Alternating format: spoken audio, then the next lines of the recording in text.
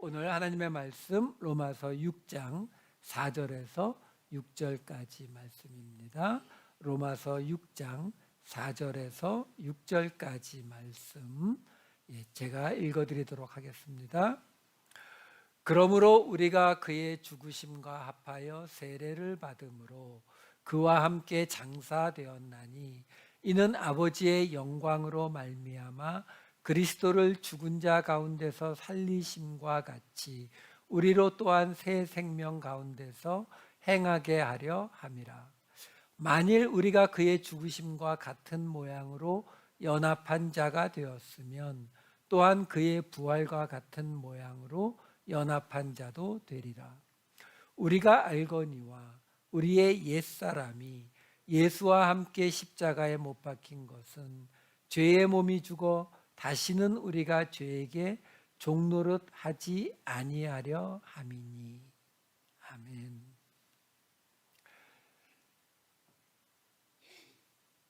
오늘은 시작도 또 달라야겠네요. 항상 지난주에 우리는 그렇죠? 하고 지난주 내용을 말씀을 드리면서 연결을 시켰는데 3주, 4주 전 기억이 나실 리가 없죠. 그렇죠?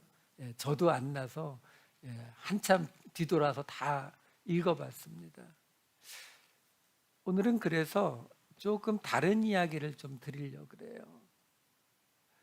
지금 우리가 로마서를 시작해서 이제 한 3분의 1 정도를 오고 있거든요. 이 시점에서 다시 한번 우리가 생각하고 지나가야 될 것이 뭐냐면 이 로마서라고 하는 이 책이 편지였다는 아주 당연한 사실이에요. 무슨 말이냐면 우리는 자꾸 이 책들을 읽을 때에 이것이 마치 사도 바울이 로마 교회에 있는 성도들에게 새롭게 시작된 예수교, 예수를 믿는 종교의 교리를 적어서 보냈던 그런 편지라고 자꾸 착각을 해요. 그렇지 않습니다. 계속 말씀드리지만 로마 교회 안에 생겼던 유대인 그리스도인들과 이방인 그리스도인들 간의 그 갈등 때문에 편지를 보냈어요. 그러면 여러분 그냥 이렇게 사도 바울을 이렇게 우리하고 너무 막 먼 아주 위대한 인물 이렇게만 생각하지 마세요. 우리와 같은 사람이잖아요. 그런 사람이 여러분이 지금 잘 아는 어떤 사람들이 서로 싸우고 있다고 해서 그들에게 편지를 쓴다라고 하면은 어떤 뉘앙스의 편지를 쓰시겠어요? 물론 싸우지 말라고 쓰겠죠. 그렇죠? 싸우지 말라고 쓰는데 그 사람들이 왜 당신들이 싸웁니까? 그렇죠? 싸우지 말고 화해하세요. 이 목적으로 쓰는 거잖아요. 그러려면 사실은요, 그들에게 우리가 믿는 예수교는 그런 짓 하면 안 돼요. 넘버 원 이거 틀렸고 넘버 투 이거 틀렸고 이렇게 하면 그들이 들어요? 안 들을 거 아니에요. 그렇죠? 그러니까 사도 바울이 어떤 마음으로 이 편지를 보냈는가, 요걸 좀 생각해 보자고요. 오늘 본문이 마침 그걸 보여주고 있거든요. 우리가요, 로마서 1장까지 거꾸로 갈 수는 없으니까 바로 4장에 보면은 사도 바울이 아브라함의 이야기를 가져오면서 이 이야기를 설명을 하잖아요. 왜 아브라함의 이야기를 가져왔어요? 왜 사도 바울이 아브라함이 믿음으로 의롭다 함을 입은 사람입니다라고 설명을 하잖아요. 그러면서 뭐라고 했어요? 아브라함이 믿음으로 의롭다 함을 받은 사람이니까 지금 하나님을 믿는 믿음을 가진 당신들도 아브라함의 후손이다. 이걸 설명한 거잖아요. 그렇죠? 거기까지는 그냥 우리가 말하는 교리 설명하고 크게 다르지 않아요. 왜? 아브라함은 하나님이 처음 선택한 사람이고 하나님이 언약을 맺은 사람인데 그 대상이 믿음으로 의롭다함을 받았으니까 지금 당신들의 조상도 됩니다. 오케이. 그건 지금 우리가 이미 이야기했던 내용이라고요. 그런데 아까 말씀드린 대로 이 편지가 지금 갈등, 싸움을 일으킨 그 로마 교회의 성도들을 권면하기 위해서, 그렇죠? 꾸짖기가 아니라 권면하고 위로하고 다시 격려하기 위해서 보낸 편지다라고 생각을 해보시면은 아브라함의 이야기를 끌고 들어온 것은 단순히 아브라함이 믿음의 조상이기 때문만은 아닐 수 있다라는 거죠. 그러면 왜 아브라함을 예를 들었을까를 다른 쪽에서 한번 생각해 볼 필요가 있었다는 거죠. 우리가 지금까지 보아왔듯이 유대인들이 지금 유대인 그리스도인들이요, 로마 교회의 유대인 그리스도인들이 왜 지금 가장 큰 문제가 되고 있었어요? 그들이 아브라함의 후손이라는 자부심이 너무 셌잖아요. 그럼 아브라함의 후손이라는 자부심이 문제가 되나요? 되죠. 어떤 경우에요? 유대인이 아닌 이방인들과 함께 있을 때는 그 자부심이 문제가 됩니다. 왜 문제가 돼요? 배타적이 되니까. 그러니까 계속 말씀드리지만 이게 공동체를 대상으로 하는 이야기다라는 걸 생각해 보시면 사도 바울이 지금 어느 쪽이 사도 바울의 진짜 의도일까를 한번 생각해 보시면 돼요. 우리가 이미 보아왔듯이 아브라함은 믿음으로 의롭다함을 받은 사람이고 그렇기 때문에 육체적으로 아브라함의 후손인 유대인들만 아브라함의 후손이 아니라 믿음으로 의롭다함을 받는 사람들도 아브라함의 후손이다. 예, 맞아요. 근데 사도 바울이 이 이야기에 더 무게를 뒀을까요? 아니면 아브라함의 후손이라는 것 때문에 배타성을 갖고 있었던 그 유대인들에 대해서 바로 그 부분, 너희들이 지금 아브라함의 후손이라는 그 자부심 때문에 공동체를 이루는 데에 배타성을 나타내고 있고 그것이 지금 이 로마 교회의 분열의 원인이다 라고 말하는 의도가 더 컸겠느냐라는 거죠. 우리가 이 책을 단순히 교리 설명집으로 본다면 예, 아브라함의 후손 믿음으로 의롭다 이쪽이 맞아요. 근데 사도 바울이 로마 교회를 정말로 걱정하면서 그들을 사랑해서 편지를 보냈다라고 생각한다면 사실은 이쪽이 맞아요. 왜요? 바로 그 배타성이라고 하는 거. 여러분, 뭐 고대까지 갈 것도 없어요. 근대의 가장 큰 전쟁이었던 2차 세계대전 같은 경우를 보면은 1차, 2차 세계대전 누가 일으켰어요? 독일, 이탈리아, 일본. 여러분, 이 나라들의 공통점이 뭐예요? 한민족 국가예요. 한민족으로 이루어진 국가예요. 우리도 똑같아요, 여러분. 우리도 자유롭지 않습니다. 이렇게 한민족으로 이루어진 국가 또는 도시 또는 동네, 한국에 가면은 옛날에 그런 동네 있잖아요. 뭐 윤 씨만 사는 동네, 뭐 박 씨만 사는 동네, 집성촌이라 그러죠, 그렇죠? 그래서 그 중에 뭐 안동에 있는 하회마을 이런 데는 그 동네에 어떤 특색이 워낙 뚜렷해가지고 관광지도 돼 있잖아요, 그렇죠? 근데 이런 동네의 특징이 뭐냐면 배타성이에요. 왜? 자기들끼리 워낙 독특하고 끈끈하기 때문에 다른 사람들을 받아들이지를 않는다라는 거죠. 그러면 간단해요. 아까 이 목사님도 기도하셨지만 이스라엘 팔레스타인 전쟁하고 있잖아요.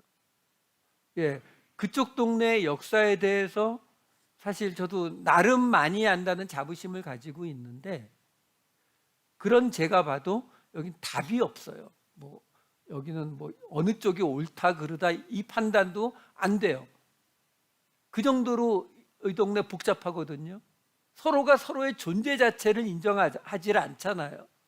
근데 여러분, 우리는 여기 이 전쟁에서 우리가 아는 거 하나 있어요. 뭐냐면 이스라엘과 팔레스타인이 있잖아요. 둘 다 한민족 국가예요. 딱 자기들만 모여 사는. 그렇죠? 그리고 하나 더 있죠. 둘 다 구약의 율법을 믿는. 그러니까 어떻게 되고 있어요? 답이 없는 상태로 가잖아요. 그러니까 이 케이스는 우리에게 분명한 거 하나를 던져주죠. 율법을 지키는 방식으로는 결코 공동체는 세워질 수 없다. 자기들끼리는 돼요. 유대인들끼리는 되고 팔레스타인 사람들끼리는 돼요. 하지만 서로 다른 사람들이 함께 모일 수 없다는 거죠. 우리가 여기서 두 가지가 나오는 거예요. 지금 사도 바울이 계속 이야기하는 게 율법과 복음을 비교하고 있거든요. 그러면 지금 아브라함 이야기했었고 율법 이야기하고 있다고요. 그럼 이 두 가지를 꺼내는 이유가 똑같은 거예요. 어떻게 예수 그리스도의 구원이, 은혜의 구원이 우리에게 오게 되었는가를 교리를 설명하는 목적이 분명히 같이 있는데, 그것과 동시에 어떤 목적이 같이 있다고요? 아브라함의 후손이라고 하는 그 자부심이 만들어내는 배타성, 율법이라고 하는 것이 만들어내는 배타성, 이 배타성에 대해서 사도 바울이 공격하고 있는 거예요. 왜? 그들이 지금요, 이 로마 교회의 상황을 한번 생각해 보시면 돼요. 지금처럼 기독교가 힘이 있고 큰 건물을 짓고 그 안에 돈이 넘쳐나고 이러던 시대가 아니잖아요. 중세 시대도 아니고, 아직 예수를 믿는다고 하면은 유대인들에게도 핍박받고 로마인들에게도 핍박받던 그런 시절이에요. 그런 시절이면은 그 교회를 다니는 사람들은 사실은 굉장히 순수한 믿음의 사람들의 확률이 굉장히 높습니다. 왜? 교회를 통해서 얻을 수 있는 게 거의 없거든요. 자신들이 원하는 뭐 돈이나 권력이나 뭐 어떤 것도 받을 수는 없고, 기대되는 거는 핍박밖에 없는 시대니까. 그렇죠? 사실은 온전히 믿음 하나만 보고 모인 사람들이라고요. 근데 그 안에서 갈등이 일어난 거죠. 그럼 생각해 보세요. 여러분, 우리 교회 조그맣잖아요. 그래도 작으니까는 우리는 우리끼리 끈끈하다 이렇게 생각하는데, 어느 날 우리 안에서 갈라져서 싸움이 난다고 생각해 보세요. 그러면 싸우면서도 어떤 생각이 들어요? 우리 지금 뭐 하고 있는 거지?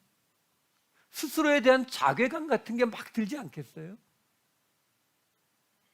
그러니까 사도 바울이 이 편지를 쓸 때에 그 생각을 안 했겠느냐고요.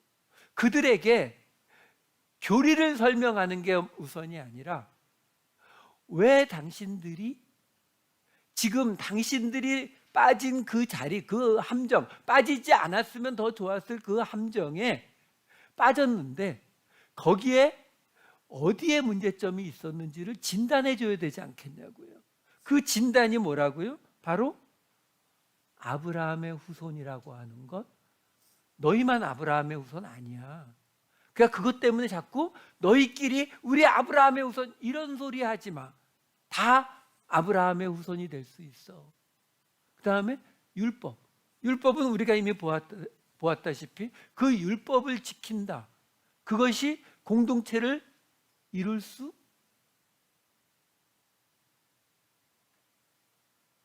있지만 없죠. 왜? 다 안 지키니까. 여기서 율법 이야기도 조금 더 드릴게요. 무슨 얘기냐면, 지금요, 율법이라고 하는 것을 우리가 가끔 착각을 할 때가 많이 있어요. 왜냐하면 율법, 오늘 설교 제목도 율법과 복음의 차이점이니까 항상 율법과 복음이 이 대조되는 걸로 우리가 자꾸 생각을 한다고요. 근데 그동안 계속 말씀드렸지만 율법과 복음은 대조되는 게 아니에요. 율법은 애초부터 구원의 조건이 아니에요. 이거 오해하시는 분들이 많아요. 유대인들이 율법을 다 지켰으면 구원받았을 텐데 율법을 다 지키지 못해서 구원에 이르지 못했고, 그래서 예수님이 오셔서 구원을 완성시키셨다. 아니에요. 전에도 말씀드렸지만 율법은 그렇게 주어진 게 아닙니다. 그 율법 이야기를 이렇게 설명을 해드릴게요.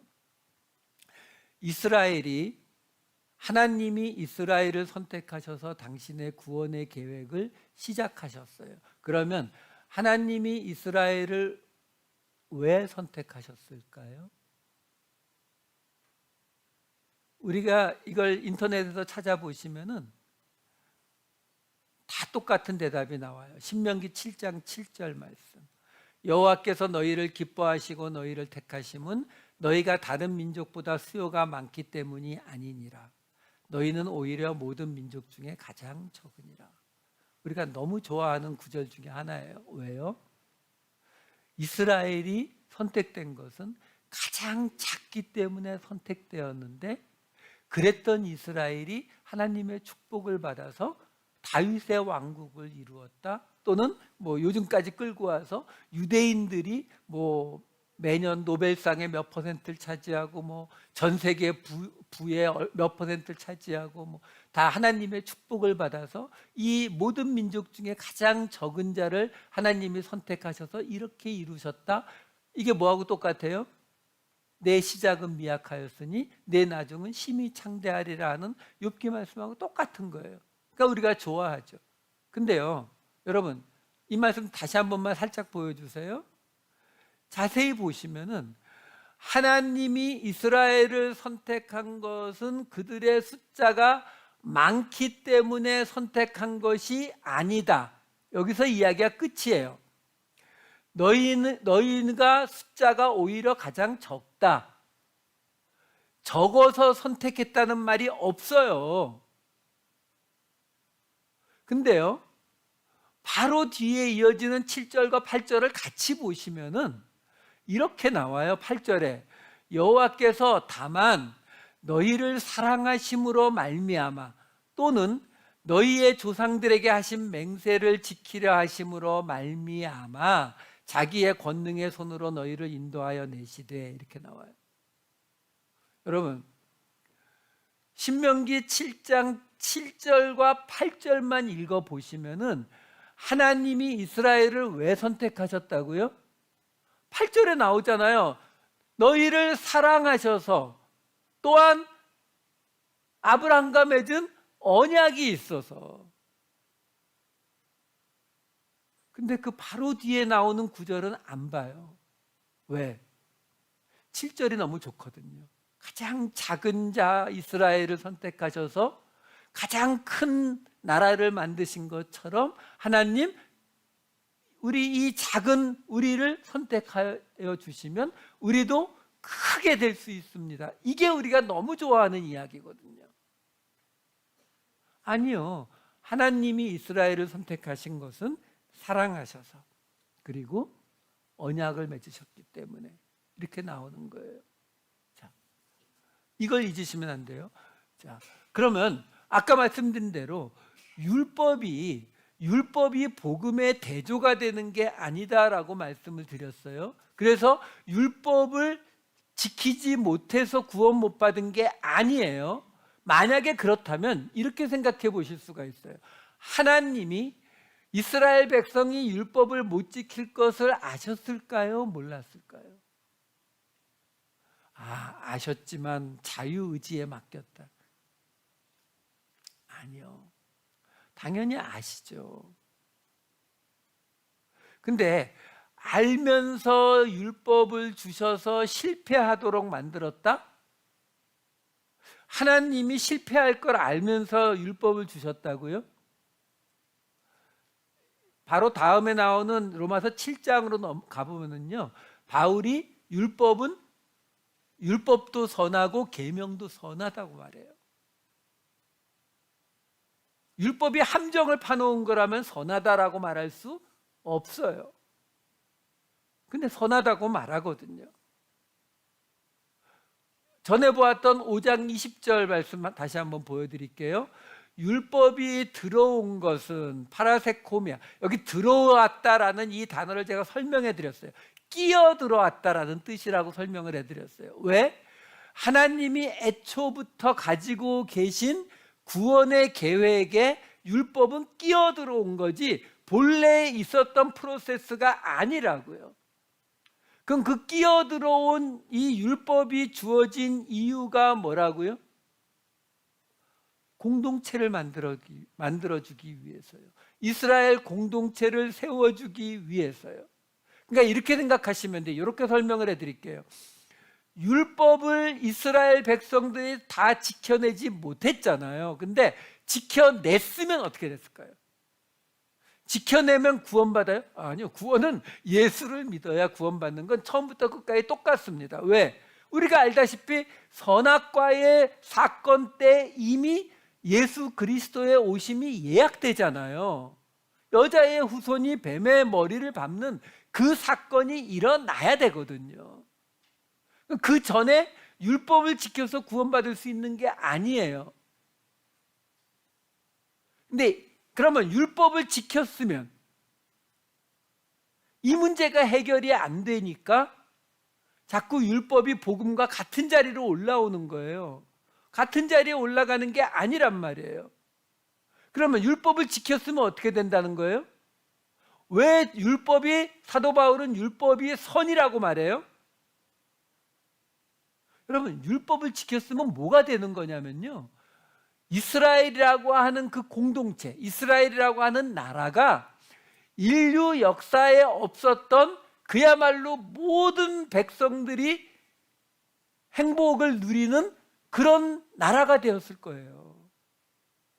왜? 그 율법에 나오는 모든 걸 다 지켜봐요. 범죄도 없고 나쁜 짓도 없고 가진 걸 서로 나누고 뭐 떠오르시죠? 예, 사도행전에 나오는 율법을 지키지 못했던 이스라엘이 사실은 율법을 지켜서 도달할 수 있었던 자리를 한 번에 보여주었던 사건, 사도행전의 초대교회 모습이었잖아요. 사도행전 2장과 4장에 나오는 믿는 사람이 다 함께 있어 모든 물건을 서로 통용하고 각 사람의 필요를 따라 나눠주고 날마다 마음을 같이하여 성전에 모여서 떡을 떼고 음식을 먹고 그 중에 가난한 사람이 없어서 서로 다 나누고, 이게 율법의 모습이에요. 그 율법의 모습이 율법을 지킴으로 이루어지지 못하니까 성령의 오심으로 한 번에 그 일이 이루어진 모습을 우리에게 모델로 보여주셨던 사건이다라는 거예요. 자, 그러니까 지금 제가 드리는 이 설명들이 뭘 설명하는 거냐면, 첫 번째는 바로 하나님이 지금 이 모든 말씀을 우리에게 주시는 목적, 이거는 로마서뿐만이 아니라 모든 성경이 다 똑같습니다. 모든 성경은 다 하나님이 우리를 구원하시려는 것이 목적이죠. 근데 그 구원을 위해서 첫 번째가 뭐냐면 바로 하나님의 공동체를 세우는 거예요. 그 공동체를 세우는 목적으로 율법을 주셨다라는 거예요. 자, 그리고 두 번째 목적이 뭐냐면, 그러면 율법이 실패했어요? 하나님이 율법을 주신 게 실패했냐고요? 이스라엘 백성들이 율법을 실패한 건 맞아요. 율법 지키는 거에 실패한 건 맞아요. 근데 하나님이 율법을 주신 목적은요? 달성됐죠. 왜? 이스라엘을 선택하셔서 하나의 나라로 솔로몬 성전이 있는 하나님을 섬기는 하나님의 공동체로 만들어냈잖아요. 그렇죠? 그러니까 하나님이 율법을 주신 목적은 완성되었다고요. 근데 문제는 그 다음에 나라가 점점 무너지기 시작해가지고 나라가 망하고, 나라가 망한 뒤에도 또 몇백 년이 흘러가지고 예수님이 오시잖아요. 그러면 다윗의 왕국이 세워진 때부터 예수님이 오실 때까지는 거의 900년이 흘러요. 그럼 그 기간 동안 이스라엘 백성들은 멸망해 가잖아요. 실패해 가잖아요. 그렇죠? 그럼 그 과정은 뭐겠어요? 그 과정은 왜 그 과정? 이스라엘 백성 율법을 지킴으로, 어쨌든요, 여러분, 우리가 이스라엘 역사를 열왕기 상하 뭐 이런 걸 읽어 보시면은 중간중간에 실수는 했어도 어쨌든 하나님이 시킨 대로 가나안 땅에 가서 쫓아내고 뭐 이렇게 하면서 여러 가지 우여곡절을 겪으면서 성전 세우고 다 해내잖아요. 그렇죠? 그래서 다윗의 왕국이 세워지는 거고. 그러니까 공동체를 만들어냈다고요. 그럼 그 다음에 예수님 오실 때까지의 이 900년 가까운 기간은 왜 필요했다고요? 로마서 11장 19절 말씀 하나 보여드릴게요. 그러면 내 말이 가지들이 꺾인 것은 나로 접붙임을 받게 하려 함이라 하리니. 여기서 지금 가지들이 뭐예요? 유대인들이요.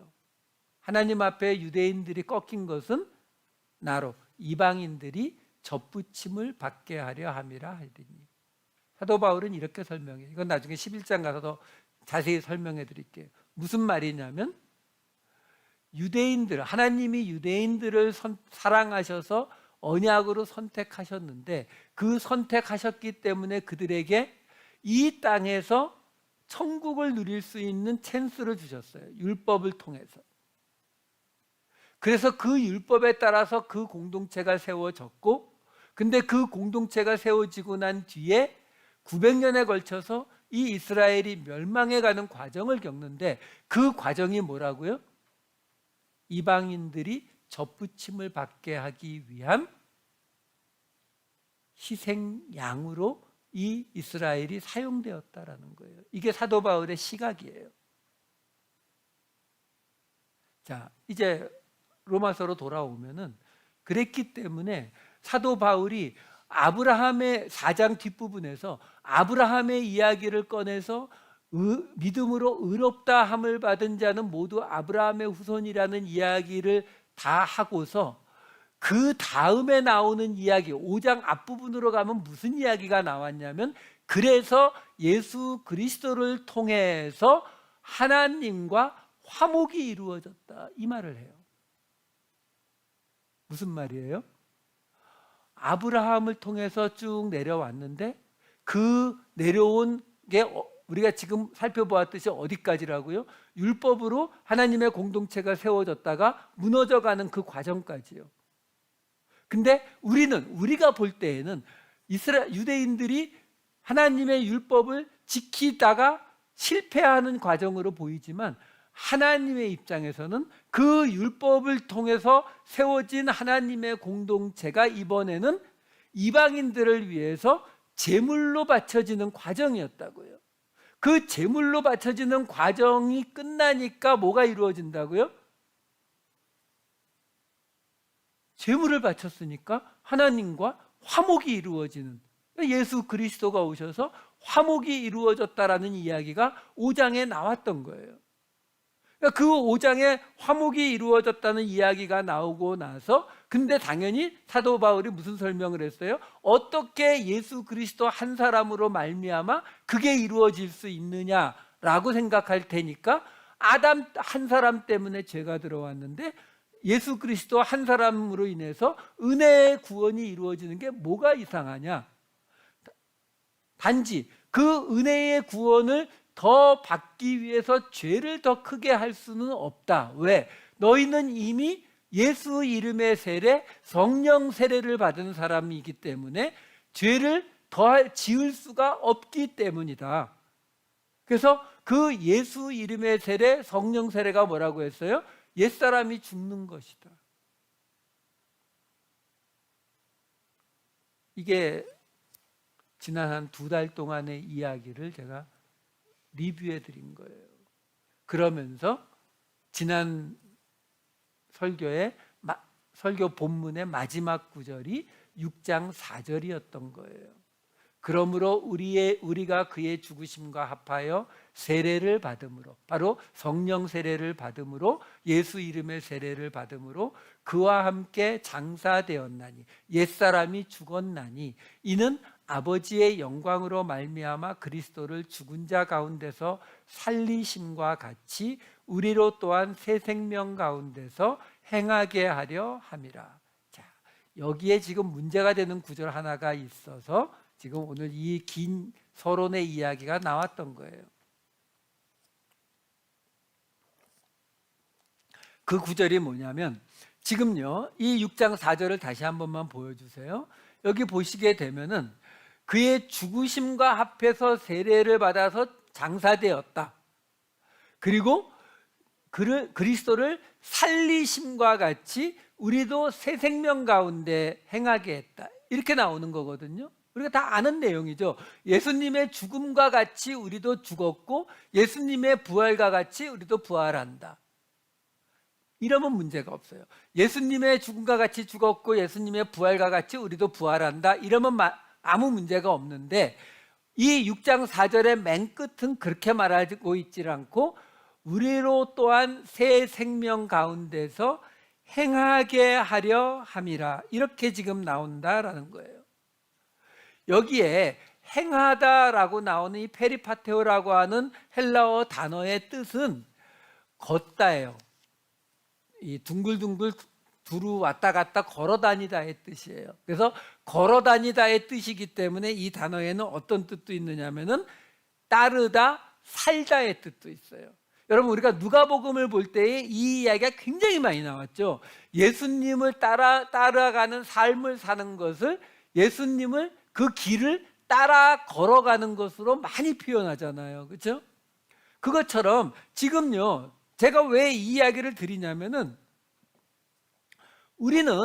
우리가 예수님과 함께 죽었다라는 것을 받아들이는 데는 아무 문제가 없어요.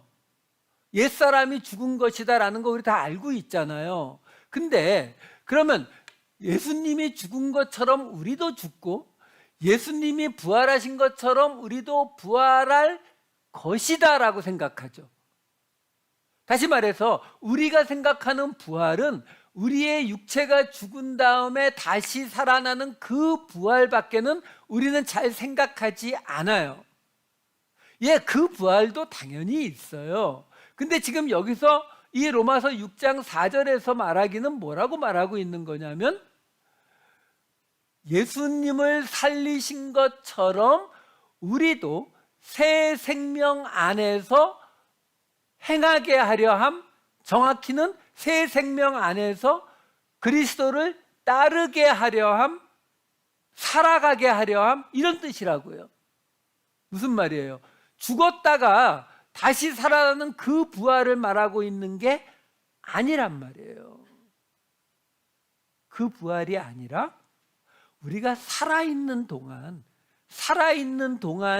우리가 겪을 부활의 개념을 지금 설명하고 있기 때문에 제가 이 말씀을 드리고 있는 거예요. 자, 이 이야기를 이렇게 제가 해석을 하는 이유가 바로 오늘의 문제 구절 6장 5절 때문에 그렇습니다. 6장 5절, 만일 우리가 그의 죽으심과 같은 모양으로 연합한 자가 되었으면 또한 그의 부활과 같은 모양으로 연합한 자도 되리라. 여기에요, 금방 봤던 4절하고 내용이 거의 다르지 않아요? 죽으심과 같은 모양으로 연합했으면 부활과 같은 모양으로 연합한 자도 되리라. 똑같죠. 예수님이 죽은 것처럼 죽고 예수님이 부활하신 것처럼 부활한다는 말이 똑같아 보이는데, 우선 첫 번째, 여기 연합한 자라고 번역이 된 이 단어가 쉼히토스라고 하는 단어거든요. 첫 번째는 사도 바울이 여기 지금 쉼휘토스라고 하는 단어는 쉰이라고 하는 접두사 플러스 휘오라고 하는 동사의 합성어예요. 근데 쉰이라고 하는 단어가 무슨 뜻이냐면 영어의 with에 해당됩니다. 함께라는 뜻이에요. 함께. 그리고 뒤에 나오는 동사 휘오라고 하는 단어는 낳다, 그러니까 아이를 낳다, 태어나다, 그래서 생산하다, 또는 씨앗을 심다. 씨앗을 심으면 자라날 거 아니에요, 그렇죠? 이런 단어를 가진 뜻이에요. 근데 그 앞에 이 쉰이라고 하는 단어가 붙어서 함께 태어나다, 함께 시작하다, 함께 씨앗을 심다, 이런 뜻이 돼요. 그러니까 연합하다라는 의미가 있어요. 번역이 틀렸다는 게 아니에요. 근데 이렇게 번역할 수밖에 없었던 이유가 있다는 거예요. 왜 그러냐면 지금 이 단어의 뜻, 사도 바울이요, 특히 로마서에 이 함께라고 하는 쉰이라고 하는 접두사를 붙여서 다른 데 나오지 않는 단어로 만들어 쓴 단어가 무지 많습니다. 그러니까 강조하고 있는 거예요. 사실 이 문장도 우리가 지금 한글로 번역을 해놓으니까 만일 우리가 그의 죽으심과 같은 모양으로 이렇게 나오지만 원어를 보시게 되면은 앞에 접두사 2개 빼고는 맨 앞에 오는 단어가 뭐냐면 여기에 나오는 연합한이라는 단어예요. 쉼휘토스라고 하는 단어가 맨 앞에 나오거든요. 그 모양으로 제가 직역을 해서 보여드릴게요. 직역한 걸 보여드릴게요. 밑에 보시면 만일 우리가 연합한 자가 되었으면 그의 죽으심의 모양에 또한 분명히 부활도 되리라. 이게 원어의 위치를 크게 바꾸지 않고 제가 순서대로 번역을 한 거예요. 그러니까 영어 성경을 보면 이 KGB만 이렇게 번역을 했는데 가장 뚜렷하게 나와요. 가장 중요한 곳만 보시면 맨 앞에 있는 We have been planted together라고 번역을 하고 있어요. 이게 지금 우리 성경에서 연합한 자가 되었으면의 파트예요. 그러니까 We have been planted together. 우리는 함께 심어진, 이렇게 되는 거예요.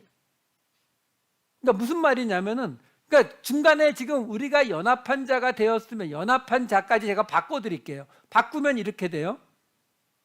만일 우리가 함께 심어진 자가 되었으면 그의 죽으심의 모양에 또한 분명히 부활의 모양에도 함께 심어지게 되리라, 이렇게 되는 거예요. 근데 이 지금 쉼휘토스라고 하는 단어는 함께 심어지다, 함께 태어나다, 함께 자라나다, 이 뜻이 다 있는 단어거든요. 자, 좀 정리를 해볼게요. 무슨 말이냐면 지금요, 사도 바울이 무슨 말을 하고 있는 거예요? 지금 가장 강조하고 있는 게 함께 심어진이라는 거예요. 저는 함께 자라난으로 바꾸고 싶어요, 솔직히. 근데 그래도 근거는 있어야 되니까 영어 KGB에 해당되는 함께 심어진으로 바꿔놓은 건데, 지금요 사도 바울이 이 단어를 특히 강조했다고요. 그 말은 여기에 신경을 쓴 거거든요. 근데 이것을 대부분의 영어 성경은 have been united together, 말 그대로 연합한으로 번역을 합니다. 우리 성경은 다 연합한으로 번역을 하고요. 그럼 왜 그렇게밖에 번역을 할 수밖에 없었느냐면, 지금 이 말이 지금 사도 바울이 무슨 말을 하고 있는 거냐면, 지금 이 KGB에 따른 그 번역을 그대로 적용을 하면은요, 예수님의 죽으심에 우리가 예수님이 죽으신 것처럼 우리도 죽는 거잖아요. 그렇죠? 그게 뭐라고요? 옛사람이 죽는 거예요. 우리 갈라디아서에 나오잖아요. 옛사람이 죽었다라는 거. 그렇죠? 그리고 우리가 예수님이 부활하신 것처럼 우리도 부활한다는 거잖아요. 그렇죠? 자, 근데 우리의 옛사람이 어떻게 죽죠? 우리가 어떻게 해야 우리의 옛사람이 죽어요? 뭘 어떻게 해야 죽어요? 예수님이 그냥 없애주시는 거잖아요. 우리는 은혜로 구원받은 사람들이에요. 우리가 뭐 해서 이루어지는 게 아니거든요. 그러면 은혜로 예수 그리스도로 인해서 우리의 옛사람이 죽는다라고 하면 그것은 한 번에 일어날까요? 점진적으로 일어날까요? 한 번에 일어나죠, 당연히. 근데 사도 바울이 뭐라고 하고 있어요? 만일 우리가 예수의 죽으심의 모양에 함께 심어진 자, 그 말은 뭐예요? 한 번에 이루어졌다고요? 아니요. have been planted. 그럼 그 다음에 뭐예요? 자라나야죠. 아니, 예수님의 죽음, 부활처럼 우리도 부활의 모양에도 함께 연합한다라면은 아무 문제가 없어요. 왜? 연합이라는 말에는 시간의 개념이 안 들어가 있으니까. 근데 함께 심어졌다? 단어 자체는 그 뜻이라니까요. 함께 자라난다? 이거는 한 번에 이루어지는 게 아니잖아요. 그러면 지금 사도 바울은 이 단어를 강조하려고 앞에다가 쉰을 붙여서 다른 데는 나오지 않는 특별한 단어로 만들어 버리고 그것도 모자라서 문장의 맨 앞에다 갖다 놨어요. 강조하려고. 이거 중요해 라고 말하고 있는 거거든요. 근데 뒷사람인 우리는 아무리 봐도 이거를 그대로 말 그대로 번역을 하면 이게 뭐 우리의 구원이 한 번에 이루어지는 게 아니라 점진적으로, 부활이 점진적으로 이루어져? 이게 감당이 안 돼요. 그러니까 그냥 연합한, 유나이티드로 바꿔버려요. 그러면 우리는 여기서 사도 바울이 왜 이런 단어를 썼을까라는 거죠. 그래서 앞에 서론으로 긴 이야기를 드린 거예요. 사도 바울이 이 이야기를 왜 썼을까라는 거죠. 마지막 6장 6절 마저 보면서 설명을 드릴게요. 우리가 알거니와 우리의 옛사람이 예수와 함께 십자가에 못 박힌 것은 죄의 몸이 죽어 다시는 우리가 죄에게 종노릇하지 아니하려 함이니. 자, 여기 옛사람이라는 말이 등장합니다. 우리의 옛사람이 죽었어요. 예수와 함께 십자가에 못 박혔습니다. 여러분도 그러시죠? 대답을 안 하시네. 우리 다 그래요. 예, 우리 예수와 함께 우리 십자가에 못 박힌 우리 옛사람이 죽은 사람들 맞거든요. 자, 근데 여러분들이 왜 대답 못 하시는지 저도 알아요. 왜? 뒤에 보면 뭐라고 나오냐면 십자가에 못 박혔기 때문에 우리는 죄의 몸이 죽어서 다시는 우리가 죄에게 종노릇하지 않는데요. 죄 안 짓고 사시잖아요. 그렇죠? 옛사람 다 죽으셔서. 그렇죠? 예. 근데 걱정 안 하셔도 돼요. 왜? 조금 뒤에 가면은요. 사도 바울도 이런 말 합니다. 7장 22, 23절 보면 여러분들이 잘 아는 구절이죠. 내 속사람으로는 하나님의 법을 즐거워하되 내 지체 속에서 한 다른 법이 내 마음의 법과 싸워 내 지체 속에 있는 죄의 법으로 나를 사로잡는 것을 보는도다. 사도 바울의 지체 속에 죄의 법이 남아 있어요.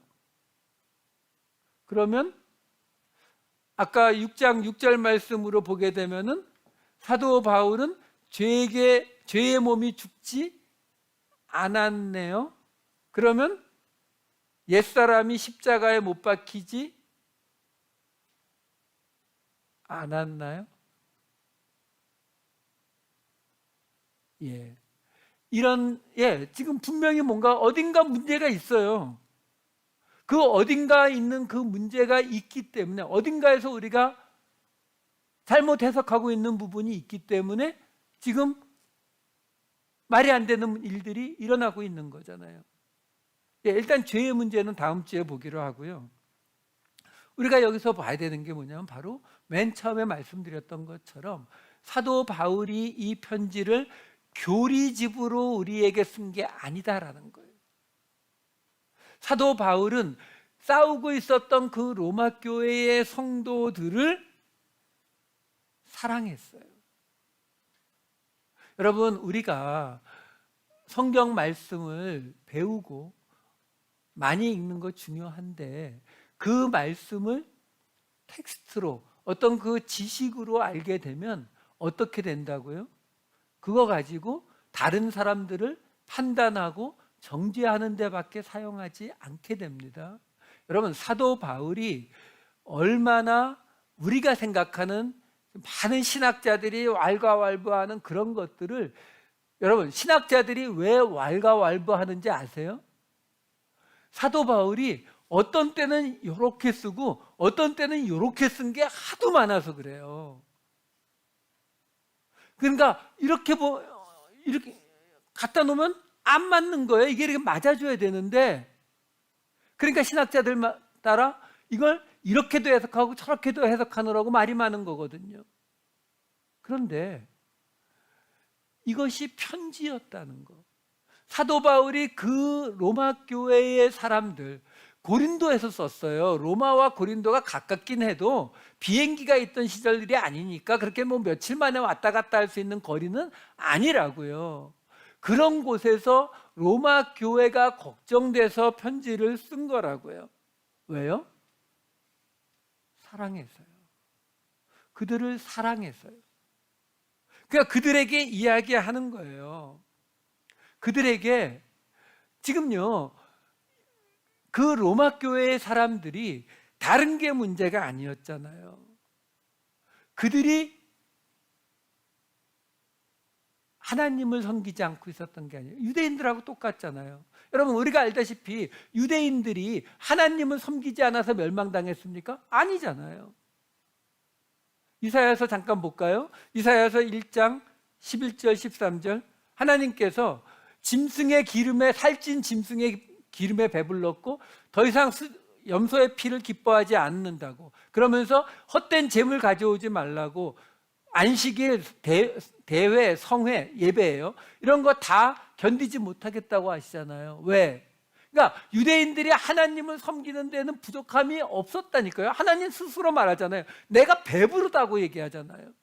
근데 뭘 잘못했다고요? 이사야 1장 16, 17절 보시면은, 바로 고아와 과부를 위해서 학대받는 자를 도와주지 않아서요. 이것 때문에 망했잖아요. 자, 사도 바울이요, 오늘 이 이야기를 왜 하고 있느냐? 우리가 이해가 안 될 것 같이 교리를 뒤틀어가면서까지 말하잖아요. 왜? 사랑해서요. 교리가 아니라 사람을 보고 있었어요. 사람을. 한국 갔다 왔으니까 한국 이야기도 조금 해야죠. 한국 가서 아팠어요. 잘 아시지만 아파도 뭐 만나기로 한 사람들은 뭐 꾸역꾸역 만나고 다녔습니다. 그리고 사실 어느 정도 좀 몸이 조금 호전돼서 예정대로 돌아오려고 했는데 어느 분이 저를 깨우쳐 주시더라고요. 돌아오는 비행기에서 다른 분들 감염시키지 말고 일주일 더 쉬시라고. 그래서 그 말이 맞다 싶어서 일주일을 늘렸어요. 일주일을 늘리고 나니까 그 전까지는 정말로 하루도 비지 않고 약속이 꽉 차 있었는데 갑자기 약속이 없는 일주일이 생긴 거예요. 그래서 갑자기 약속을 만들 방법도 없고 그럴 힘도 안 남아서 그냥 제 아내하고 서울 시내만 왔다 갔다 했어요. 뭐 명동도 가보고 경복궁도 가고 그 청와대도 가봤습니다. 뭐 이렇게 많이 돌아다녔는데, 명동에를 갔는데요, 명동 성당, 저희가 옛날에 데이트했던 곳이라서 또 거기 가봤거든요.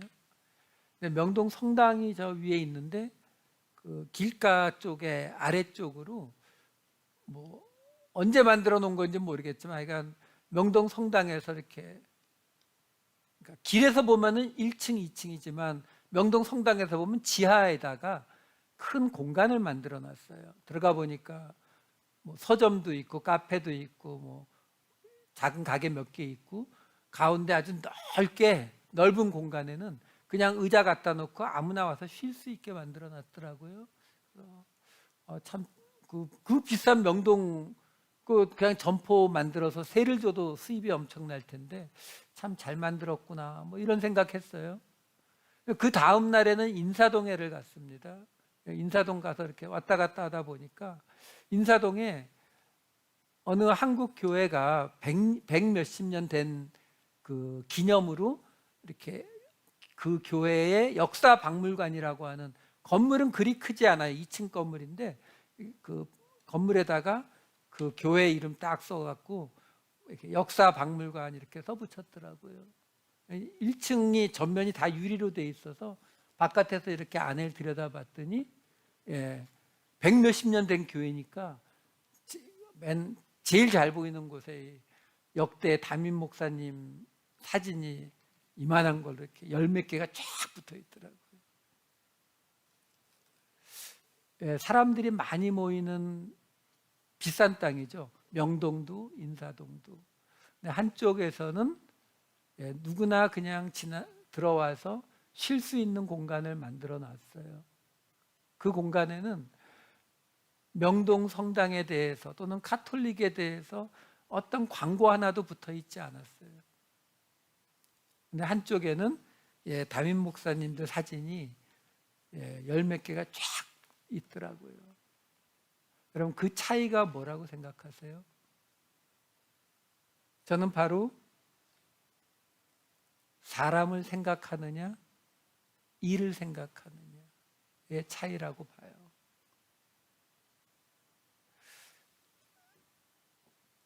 사도 바울은 로마 교회의 성도들을 생각하면서 이 편지를 썼어요. 그래서 사도 바울은 무슨 이야기를 하고 있었다고요? 지금 싸우고 있었던 그 로마 교회의 성도들, 아까 말씀드렸듯이 여러분, 그 사람들이 우리가 생각할 때 저 사람들은 초대교회 시절에 왜 싸우고 그래?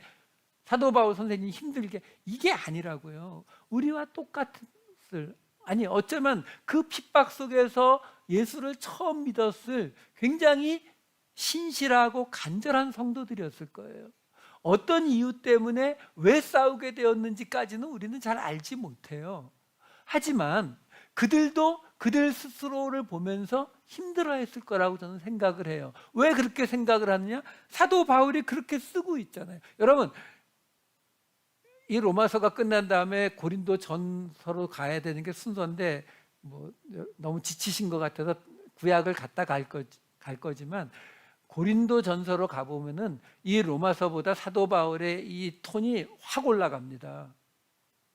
왜? 사도 바울이 볼 때 그쪽은 좀 더 혼나야 된다고 생각을 했다는 느낌이 보여요. 근데 사도 바울이 지금 이 로마 교회에다가 무슨 메시지를 보내고 있어요?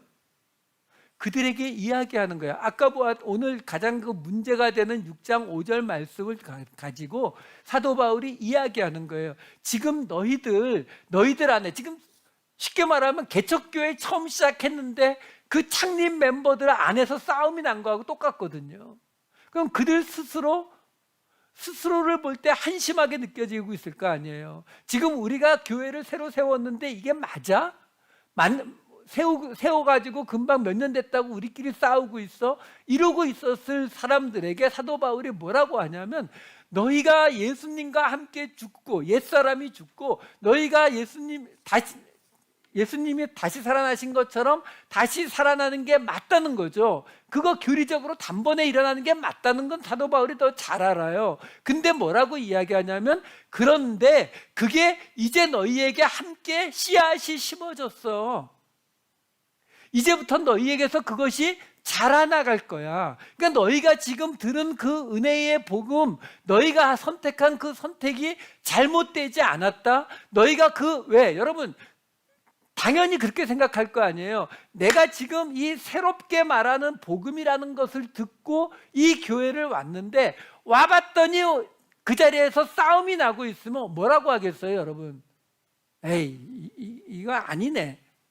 이렇게 생각할 거 아니에요. 사도 바울은 바로 그걸 설명해 주고 있는 거예요. 아니야, 이제 너희가 분명히 옛사람이 죽었고 예수님과 같이 다시 새 생명을 얻은 게 맞는데, 근데 그것이 이제 너희에게 함께 씨앗이 심어진 거야. 이제부터 함께 자라나갈 거야. 그러니까 너희들에게 부족한 모습이 있다 하더라도 걱정하지 말고 기다려. 너희 안에서 그 복음의 씨앗이 자라나게 되면 지금 너희가 고민하고 있는 그 문제들이 사라질 거야 라고 설명하고 있다고요.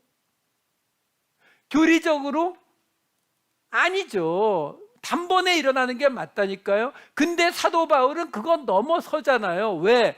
사람을 보고 있으니까요. 골로새서 3장 9절 10절 말씀 보여드릴게요.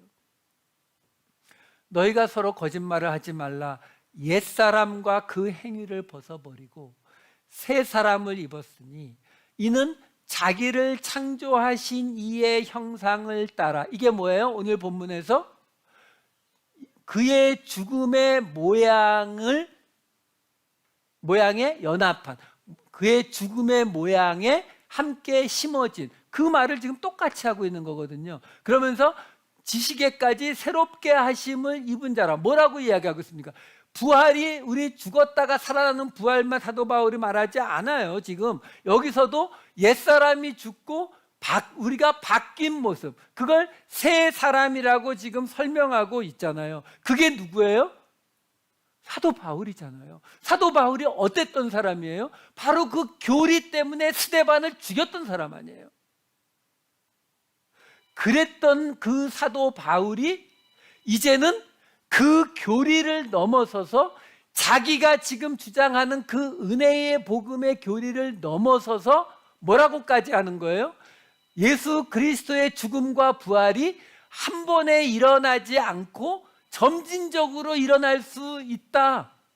그러니까 걱정하지 마라. 너희가 지금 잘못된 자리로 가고 있는 거 아니다. 이 설명을 지금 하는 자리까지 사도 바울이 가더라라는 거예요. 그래서 오늘 설교의 제목이 율법과 복음의 가장 큰 차이점입니다. 왜요? 가장 큰 차이점이 뭐라고요?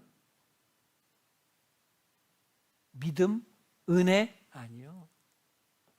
사람을 볼 수 있느냐 없느냐예요. 율법이 아까 말씀드렸잖아요. 이스라엘과 팔레스타인이 왜 서로를 미워하는 자리에서 떠나지 못한다고요? 율법을 지키는 걸 따라가서 그래요. 복음은요, 사람을 보는 거예요. 그래서 사도 바울이 뭐라고 했어요? 고기 먹는 사람하고는 난 먹는다. 안 먹는 사람하고는 안 먹는다. 그렇죠? 지금 신학자들이 보면 뭐라고 하겠어요? 바울 선생님, 어느 쪽이 맞는 건데요? 그럼 사도 바울이 그러겠죠. 네가 원하는 대로 말해줄게. 너 어느 쪽을 원해? 그렇죠? 왜요? 사람을 보니까요. 그게 복음이에요. 우리가 은혜의 복음을 주장하는 건 다른 이유가 아니에요. 은혜의 복음을 우리가 받아들이지 않으면 다른 사람을 사랑할 수 없어요. 마지막으로 요한일서 말씀 보고 마칠게요. 요한일서 4장 20절. 누구든지 하나님을 사랑하노라 하고 그 형제를 미워하면 이는 거짓말하는 자니 보는 바 그 형제를 사랑하지 아니하는 자는 보지 못하는 바 하나님을 사랑할 수 없느니라. 사람을 먼저 보세요. 사람을 사랑하세요. 기도하시겠습니다. 사랑이 많으신 아버지 하나님, 은혜의 복음을 믿는다고 하면서도 아직도 율법의 생각, 율법의 기준을 벗어나지 못했던 저희를 용서해 주시옵소서. 하나님, 저희로 교리가 보이지 않게 하시고 사람이 먼저 보이는 옛사람을 버리고 새사람이 되어서 스데반을 죽이던 바울이 교리를 넘어가는 은혜의 복음을 전하는 것처럼 저희도 이 복음이 지식이 아니라 우리의 삶이 되어서 사람을 먼저 생각하고 사람을 먼저 사랑하는 우리 모두가 되게 하여 주시옵소서. 감사드리옵고 이 모든 말씀 우리 주 예수 그리스도의 이름으로 기도하옵나이다. 아멘.